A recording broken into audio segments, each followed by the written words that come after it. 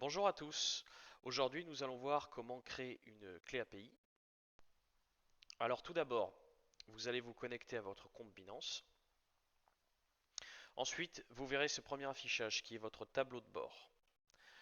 Dans mon cas, je suis en version francophone française. Si vous voulez modifier la langue, vous le voyez en haut à droite sur ce petit onglet, cette petite image de planète. Vous pouvez changer et la langue et la monnaie de comparaison.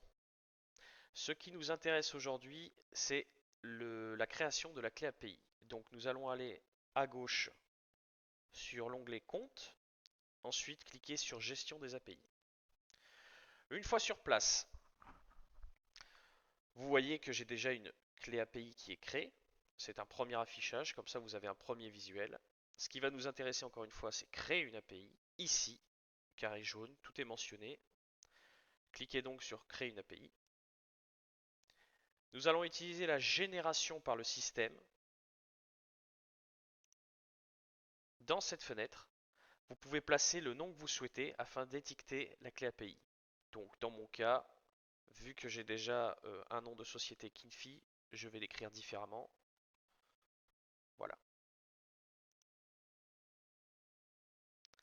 Une fois que vous cliquerez sur continuer, vous allez avoir une vérification de sécurité. Selon les sécurités que vous avez mis en place, il va vous être demandé, dans mon cas actuellement, vérifier l'application Authenticator, c'est la 2FA, donc les 6 chiffres qui vont revenir toutes les 30 secondes.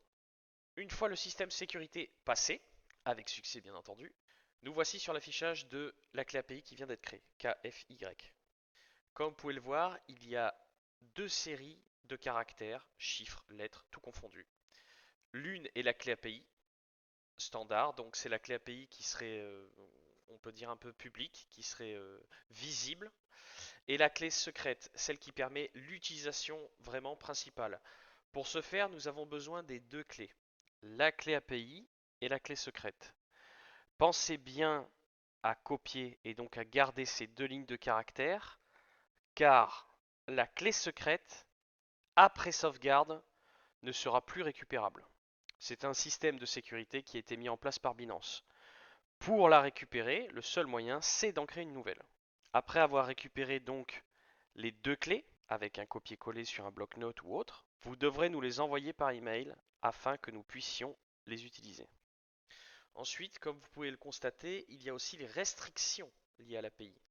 Ça, c'est ce qui va nous intéresser plus particulièrement. L'idée principale, comme mentionné dans la présentation, c'est la simple utilisation de la clé API. Permettre la lecture, c'est ce qui est tout à fait normal et ce qui sera toujours par défaut coché, comme vous pouvez le voir. Ensuite, nous cocherons seulement activer le training spot et surmarge. Comme vous pouvez le constater, tout le reste sera décoché. Activer les retraits, activer les transferts en interne, etc., etc. Nous ne touchons à rien d'autre qu'au travail du compte. Après ceci, afin d'avoir un système encore plus poussé au niveau de la sécurité, nous allons mettre en place une restriction d'accès IP. Ces IP viennent de notre système, donc personne d'autre n'y aura accès. Maintenant que vous avez vu l'entièreté de l'affichage, nous allons commencer les modifications. Cliquez en haut à droite sur Modifier les restrictions. En premier lieu, restreindre l'accès aux adresses IP de confiance uniquement recommandées. Cliquez sur ce petit rond. Dans mon cas, je viens de notifier l'adresse IP donc que nous vous fournirons. Il y en aura plusieurs. Là, c'est juste un exemple. Cliquez sur Confirmer. Vous voyez que l'adresse IP vient de s'enregistrer juste en dessous. Vous pouvez la supprimer n'importe quand pour la modifier plus tard. Ce sera dans une future vidéo. À partir de ce moment-là, vous voyez que les cases qui étaient au départ grisées deviennent accessibles. La seule case, et je le répète encore une fois, la seule case que vous devez cocher est activer le training spot et surmarge. Aucun transfert, aucune activité sur les programmes futurs, les retraits, liste blanche symbole, les transferts universels, rien d'autre. À partir de ce moment-là, vous venez de finir la création de la clé API.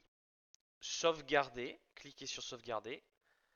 Encore une fois, le système de sécurité va vous demander de confirmer votre authentification. Donc dans mon cas, vous voyez qu'il y a maintenant la 2FA et l'email. De votre côté, tout est différent selon les systèmes de sécurité que vous avez mis en place. Une fois le passage réussi des systèmes de sécurité, comme vous pouvez le voir, tout est modifié et sauvegardé. Voilà qui conclut notre vidéo sur la création de clés API. Merci beaucoup.